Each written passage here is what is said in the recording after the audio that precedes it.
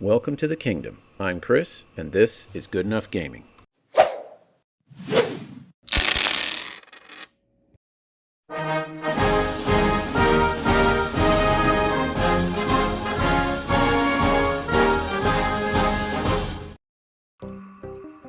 Alright, so today I have a chance for a blast from the past. Here is a brand spanking new Battle Barge from Battlefleet Gothic. How new is it?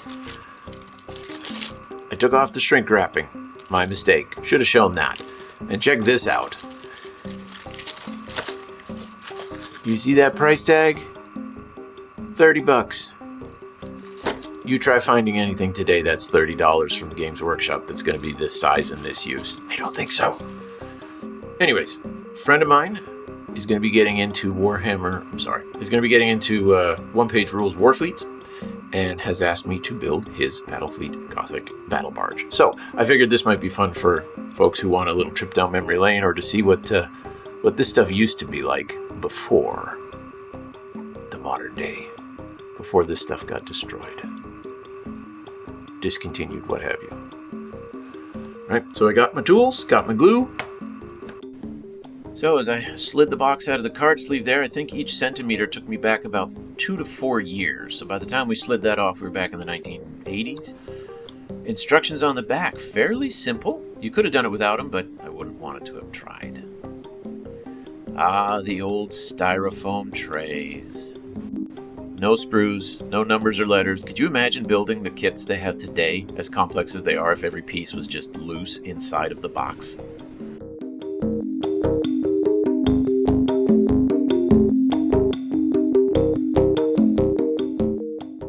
So the key to building any kit, especially pewter ones, dry fit, then glue. Make sure the thing fits together absolutely perfectly before you start trying to mess around with the glue. So every single piece you're going to see me hold it in place, kind of wiggle it, work with it, make sure it fits nicely, and there will be a lot of trimming and cutting and shaving. And pewter, it's not bad. It's a nice soft metal. It's not as easy to work with as plastic and resin, but you got a decent hobby knife, you'll be able to fix it. So each piece, make sure you only cut off the stuff you're supposed to. The flash, the little injection bits, all of that stuff. All that practice cutting apples as a kid is finally paying off. Make sure you just don't slice your thumb. But every single piece here, trim it, check the fit, trim it again, check the fit, until it almost fits perfectly and you don't even need the glue.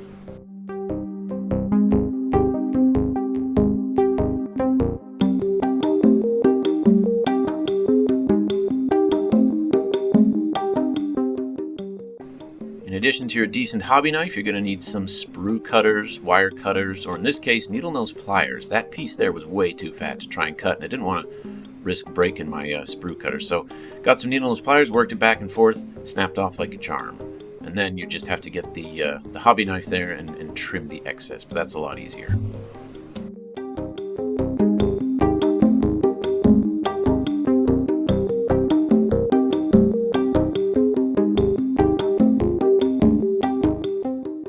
So at this point, I just dumped out the pieces and took the tray off the table. It was taking up too much space, and I could figure it out from there. Now, I knew the engines would have to fit here, so I was just test fitting them now, but I didn't want to glue them on yet because there was another piece that has to go on between them, and it would have been a lot more difficult with them already there. So I checked the fit to make sure that they work okay. And then I worked on gluing on the lower decks. Now, normally I prefer Loctite with the black bottle and the orange handles. It's liquid, it seeps in the cracks. It's a bit messier, no doubt about that, but pewter is very uncooperative. I hate working with pewter, but all I had was the blue bottle, so that's what we're going to work with.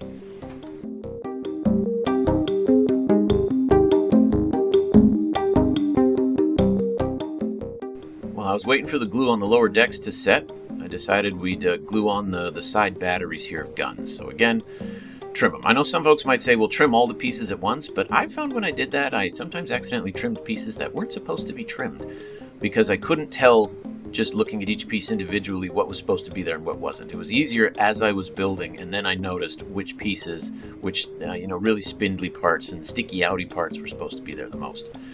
So after cleaning up the gun batteries, glue them on, and for each of these, pinch them on, and I had to hold them on there pretty tight for 30 seconds to a minute just to make sure that the glue set. Pewter's heavy, and so if it's not already starting to set when you remove your finger, the weight of the piece alone might pull it right off the model. Now in this case, those batteries had a very snug fit. The glue was more of a formality.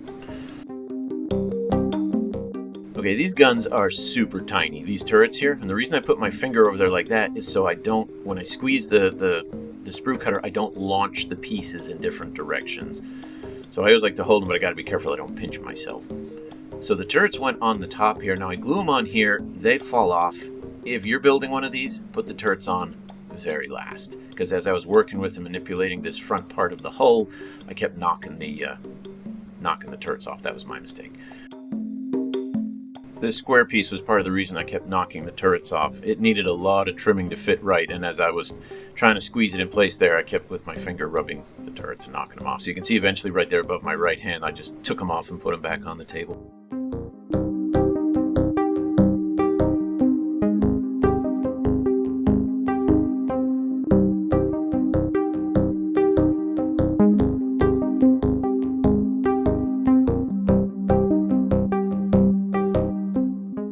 I was worried these antennae were going to give me some trouble, but it actually wasn't too bad. They attached fairly quickly and they stuck. The only problem is I had to make sure that because they stick out so much, I didn't accidentally knock them off or brush them off as I was putting on other pieces.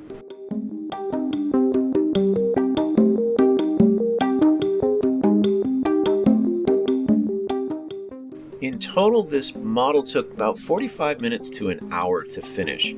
But part of the reason for that is because when you're gluing with pewter, you have to just sit there and hold it. I find when I glue with plastic that the glue attaches within seconds, whereas with the pewter, in some of these cases, it took up to a minute before the darn thing would harden to the point where I could let go. So although it took 45 minutes to an hour, if this had been plastic, it probably could have been done in 20-30 minutes.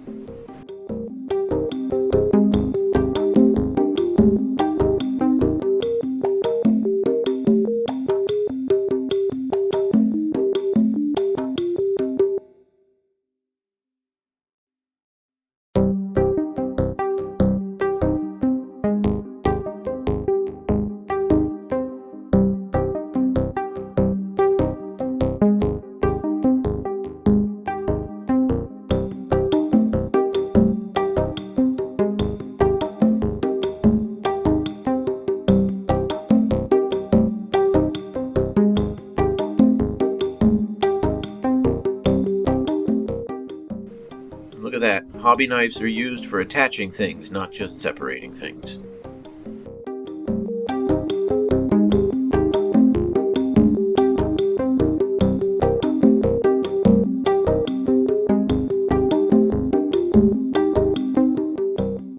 So there's the front half of the ship done, and that's the part of the ship that has the most spindly, tiny, twisty, bendy parts, I think. But half the project's finished right there. Moving on to the back half, same kind of thing as the first time. When I cut the extra flash and the extra pieces here off the turrets, just hold the piece you want to keep and then cut the rest. That way if it does shoot off, you're not going to lose the piece that you need. Because believe me, if you drop one of these turrets, unless your hobby floor is immaculate, you are never going to find it. I never got a chance to play Battlefleet Gothic when I first got into 40k. It was more or less not dead, but certainly on its way out by the time I was starting to get involved. So while I was putting this thing together, I was always wondering how a game looked. I think I've watched a couple on YouTube, but I've never seen a Battlefleet Gothic game. Never played one for sure. I know there's lots and lots of tabletop war games based on the Age of Sail, Age of Piracy, World War II fleet games, but never one in space. So I was very eager to finish this so that my buddy and I could actually play a game of Warfleets and try out what space combat looks like.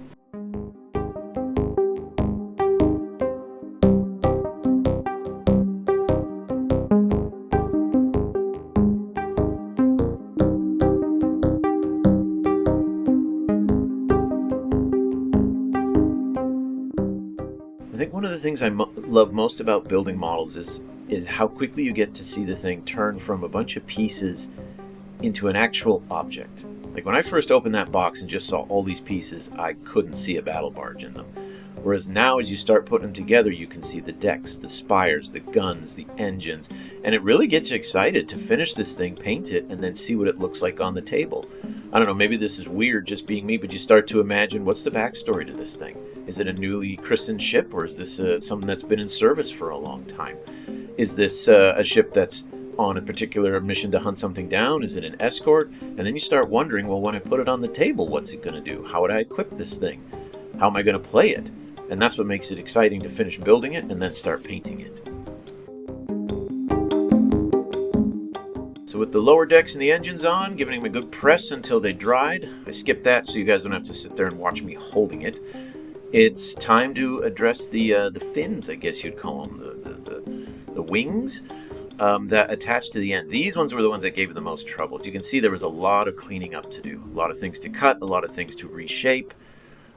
And then the contact points for these wings were very small, and the glue really wasn't cooperating.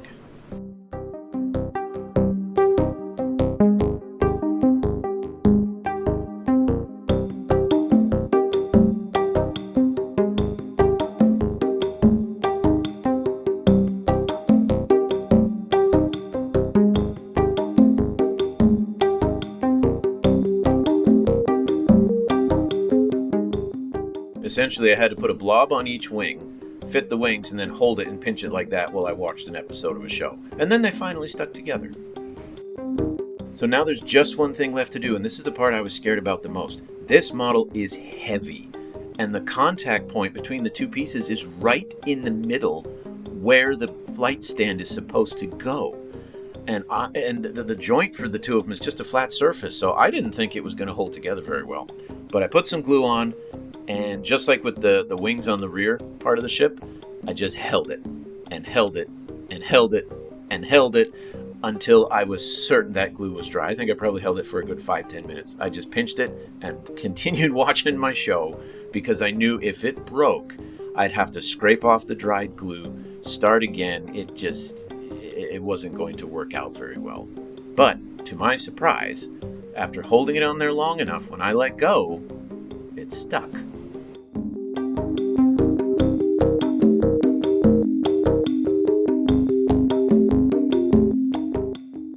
And there we have it. A Space Marine battle barge, a Battle Brothers battleship, a Defense Navy ship, whatever. It's ready for duty. I gave it another 24 hours just to make sure all the glue dried completely before painting. But this bad boy's ready to go. And while you might see a little bit of twists and bends in it, I mean, it is pewter, but for the job I needed to do, it's good enough.